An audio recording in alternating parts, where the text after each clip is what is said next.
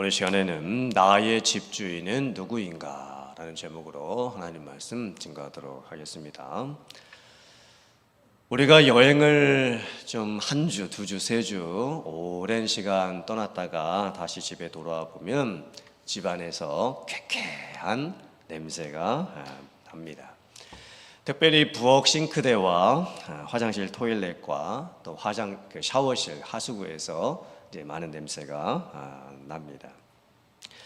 만약에 집을 관리하지 않은 채 한 몇 년을 놔두고 방치를 하게 되면 어디에서 벌레가 생기는지, 거미들이 생기고 또 거미줄이 많이 생기는 것을 보게 됩니다. 참 신기한 것은 초가집과 같은 아무리 낡고 작은 집이라고 할지라도 그 집에 사람이 살면 이상한 냄새가 하나도 나지를 않습니다. 그런데 아무리 좋은 집이라고 해도 그 집에 사람이 살지 않으면 집이 금방 망가지게 됩니다. 집이 폐허처럼 변해버릴 수도 있습니다. 집은 주인이 있어야 합니다. 그렇다면 여러분의 집주인은 누구십니까? 제가 집주인인데요. 제가 지금 그런 집을 말씀드리는 게 아니지요. 여러분의 영혼의 집주인, 마음의 집주인, 삶의 집주인은 지금 누구입니까? 신앙생활이 참 똑같은 것 같습니다. 오늘 성경 말씀을 보면 아주 독특한 예수님의 비유의 말씀이 나오고 있습니다. 어떤 사람이 귀신이 들렸습니다. 귀신이 들려 있다는 것은 아직 그 사람이 하나님을 믿기 전의 상태라는 뜻입니다. 아직 구원을 받지 못한 사람입니다. 또한 귀신이 들려 있다라고 하는 것은 자기가 자기 삶의 주인이 아닙니다. 귀신이 자기를 소유하고 있고 또 다스리고 있고 지배를 하고 있는 상황입니다. 그런데 귀신 들렸던 사람에게 놀라운 변화가 생겼습니다. 귀신이 떠나게 되었습니다. 귀신이 떠났다라는 의미는 영적으로 이제 하나님을 믿고 예수님을 믿고 그가 구원을 받게 되었다라는 뜻입니다. 주인이 바뀌었습니다. 예전에는 귀신의 지배를 받고 영향력을 받는 과거의 상황에서 이제는 하나님을 믿고 하나님이 나의 주인 되시는 새로운 삶이 시작이 되었습니다. 귀신이 나갔다, 귀신이 떠났다라는 의미는 여러 변화들도 나타났다라는 뜻입니다. 사실 우리가 구원받을 때의 모습을 보면 은혜 받은 자에게서 나타나는 여러 가지 모습들이 나타나게 됩니다. 저 같은 경우에는 좀 그 모습이 좀 드라마틱하게 좀 극적으로 나타났었던 것 같습니다.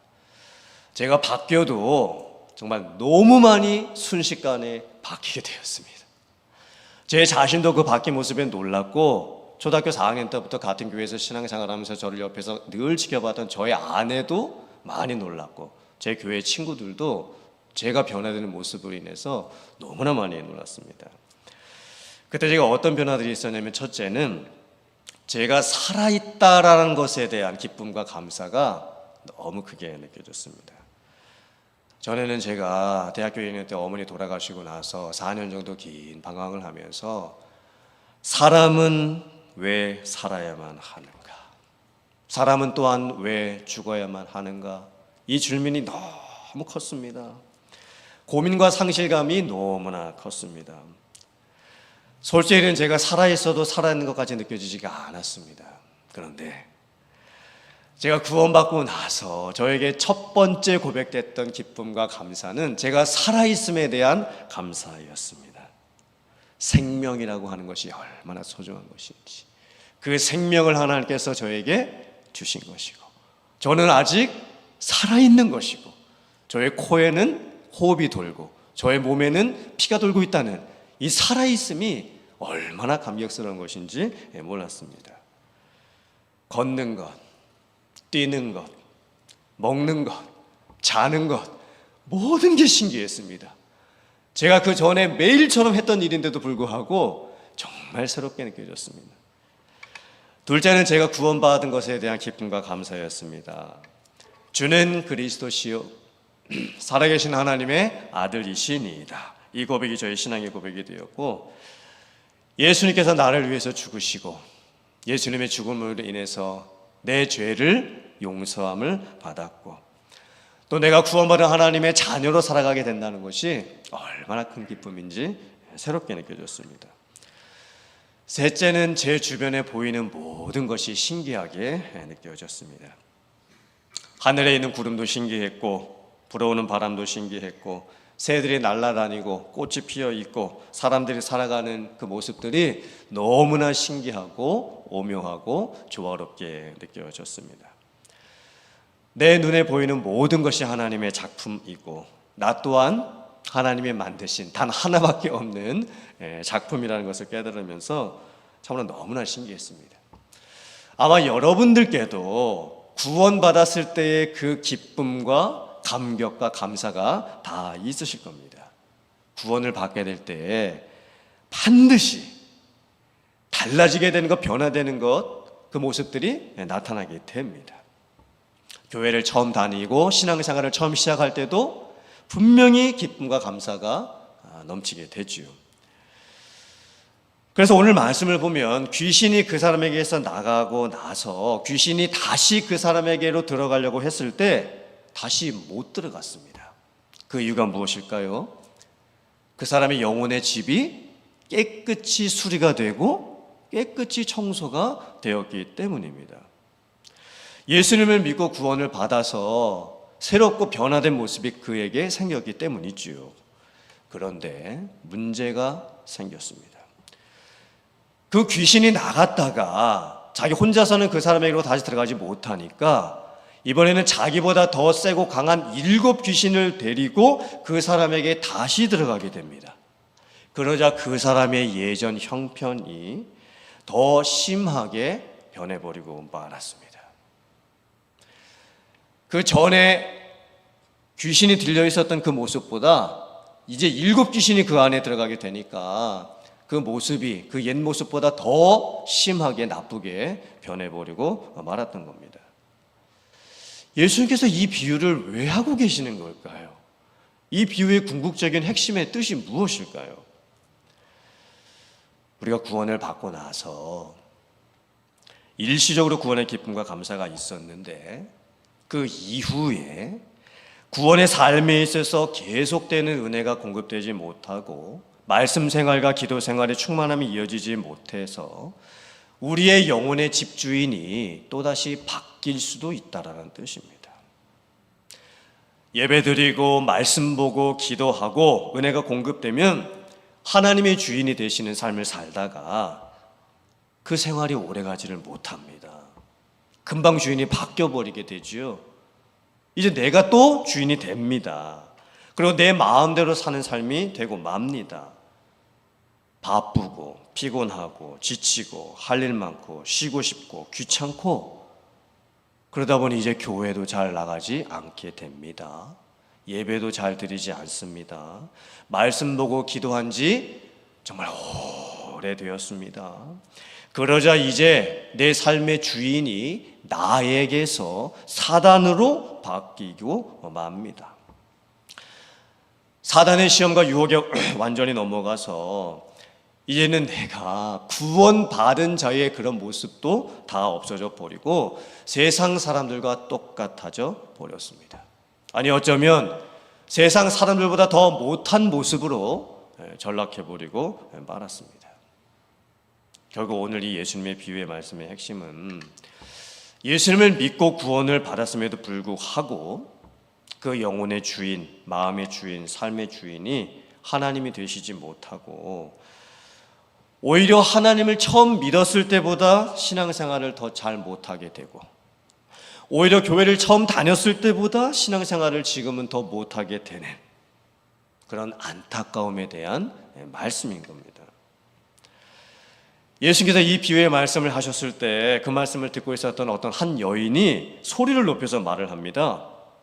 예수님의 말씀을 듣고 있으니 예수님의 말씀의 능력이 있고 그리고 예수님을 잉태하고 예수님을 젖먹였던 예수님의 어머니가 복이 있으신 것 같습니다. 이게 참 이상한 질문과 대답이죠. 전혀 상황에 맞지 않는 질문을 지금 여인이 하고 있습니다. 아마 이 여인은 예수님의 말씀을 제대로 다 이해를 하지 못한 것 같습니다. 예수님은 지금 영적으로 말씀하시는데 이 여인은 육적으로 지금 듣고 있었던 것 같습니다. 그래서 예수님 같은 분을 낳으셨던 예수님의 어머니 같은 분은 참으로 위대한 분이십니다. 이렇게 말을 한 겁니다. 그때 예수님께서 말씀하시죠. 오히려 하나님의 말씀을 듣는 자가 복이 있느니라. 예수님께서는 지금 육신적인 생각을 하고 육신적인 반응을 하는 것에 대한 안타까움을 말씀하시면서 예수님께서 영으로 말씀하실 때 그것을 영으로 깨닫고 알아들어야 되고 그 다른 어떤 육적인 조건보다 하나님의 말씀을 깨닫고 살아가는 삶의 중요성에 대해서 지금 다시 말씀을 하고 계시는 거예요. 오늘 말씀을 저희들이 잘 묵상하면서 우리들의 삶을 한번 돌아봤으면 좋겠습니다. 정말 나의 마음의 집주인, 삶의 집주인, 영혼의 집주인은 누구인가? 은혜 받고 말씀 보고 기도할 때는 하나님이 주인이 되셨다가 금방 그 모습이 지나고 내가 내 삶의 주인이 되어서 그냥 이 세상에 취해서 사는 모습은 없는지, 아니면 사단이 지금 내 삶을 다스리고 통치해버리고 있는, 아예 내 모든 것을 다 사단에게 빼앗겨버리고 마는 그런 삶의 모습은 되지 않았는가 한번 살펴보기를 원합니다. 우리가 구원을 받을 때 오직 은혜와 믿음으로 구원을 받습니다. 믿음은 사람에게서 날 수 있는 것이 아니지요. 하나님이 주시는 선물입니다. 그렇다면 왜 하나님께서는 어떤 사람에게는 그 믿음의 선물을 주시고 왜 어떤 사람에게는 믿음의 선물을 안 주실까요? 또한 구원받고 나서 신앙의 성장이 일어나는 것도 오직 은혜와 믿음으로 이루어지게 됩니다. 그렇다면 똑같은 교회를 다니고 있고 똑같은 예배를 드리고 있고 똑같은 설교를 듣고 있고 똑같은 상황에서 신앙생활을 하고 있는데 왜 어떤 분들의 믿음은 정말 쑥쑥 자라고 왜 어떤 분들의 믿음은 10년 전이나 20년 전이나 30년 전이나 하나도 변화가 없는 것일까요? 하나님께서는 사람을 지으실 때 기계적인 반응을 하는 존재를 짓지 않으셨지요. 인격적인 반응을 하는 자발적인 순종을 스스로 선택해서 할 수 있는 존재로 지으셨습니다. 하나님께서는 억지로 믿게 하지 아니하시고 그 영혼이 자발적으로 반응하도록 기다리십니다.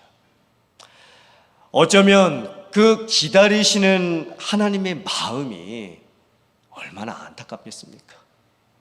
아무리 복음을 전하고 은혜를 베풀어 주어도 그 마음속에 죄악의 본성이 가득해서 듣지 않으려고 하고 깨닫지 않으려고 하고 바뀌지 않으려고 하는 참 그 강한 죄의 본성을 가지고 있는 우리들의 모습을 보면서 하나님께서 얼마나 안타까우시겠습니까? 구원받지 못하는 이유, 우리의 신앙이 성장되지 못하는 이유는 사실 하나님께 있는 것이 아닙니다. 하나님은 은혜를 베풀어 주시죠. 언제나 변함없이 기다려 주십니다. 그런데 우리가 문제죠. 우리 안에 죄성이 가득합니다. 그 죄성은 너무나 강해서 하나님의 은혜까지도 거부하려고 합니다. 참으로 무섭고 악한 죄성이 우리 안에 있습니다. 그래서 우리가 신앙생활을 하게 될 때도 하나님의 은혜를 받습니다. 일시적인 은혜가 우리 안에 찾아옵니다. 그때 귀신이 떠난 것과 같고 또 집이 수리되고 깨끗해진 것처럼 우리에게 잠시 잠깐의 은혜가 누려질 수가 있습니다. 그런데 우리가 계속해서 우리의 영혼을 가꾸지를 않고 내 영혼의 집주인을 성령님으로 모시지 않고 살아가고 내 마음의 상태를 방치시켜 놓으면 큰 문제가 생깁니다. 오히려 하나님을 처음 믿었을 때보다 교회를 처음 다녔을 때보다 더 심각한 문제가 생길지도 모릅니다. 화면 보시고 고린도후서 13장 5절 말씀 같이 봉독해 보겠습니다. 시작.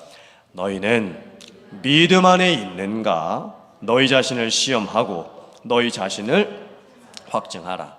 예수 그리스도께서 너희 안에 계신 줄을 너희가 스스로 알지 못하느냐? 그렇지 않으면 너희는 버림받은 자니라. 아멘. 예수님께서 너희 안에 계신 줄을 알지 못하느냐 이렇게 말씀하신 것으로 보아서 이 말씀은 이미 예수님을 믿고 구원받은 성도들에게 주시는 말씀입니다. 분명히 하나님을 알고 믿고 구원을 받았습니다. 예수님을 나의 주로 영접을 했습니다. 성령께서 내주하시는 성도가 되었습니다. 귀신이 떠나갔고 집은 수리되었고 고쳐진 상태가 되었습니다. 이제 교회도 다니고 신앙생활도 하고 있습니다. 그런데 다시 옛날의 모습으로 돌아가 버리는 거예요. 다시 죄악의 본성에 이끌려서 따라가게 됩니다. 오히려 지금 현실의 이 모습이 처음 예수님을 믿었던 그 첫사랑의 모습보다 더 못한 모습이 되어버리고 맙니다. 정말 저분이 믿음이 있으신 분이 맞을까라는 의심이 들 정도로 너무나 안타까운 상황이 벌어지고 마는 것입니다. 오늘 말씀을 보면 시험하고 확증하라 말씀하고 있습니다. 정말 내 믿음의 순수함은 어떠한지, 내 믿음의 열정은 어떠한지, 내 믿음의 든든함은 어떠한지 말씀 안에서 내 자신을 살펴보고 시험하고 확증하라고 말씀을 합니다. 신앙생활을 오래 한 것이 중요한 것이 아닙니다. 물론 내가 모태로부터 부모님의 은혜 안에서 태중에서부터 구원을 받았다고 한다면 그것은 엄청난 하나님의 은혜입니다. 하지만 그 오랜 신앙생활의 경력이 지금의 나를 만드는 것이 아닙니다.